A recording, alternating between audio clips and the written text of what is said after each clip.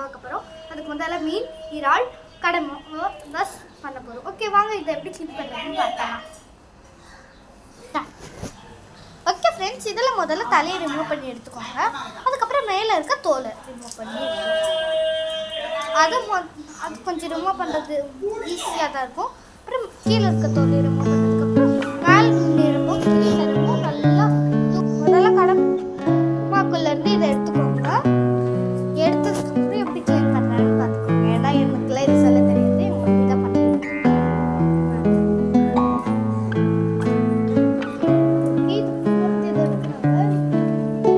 இதுவும் போடணுமா? இப்போ இது நம்ம வாஷ் பண்ணியில் பண்ணுவோம் தானே.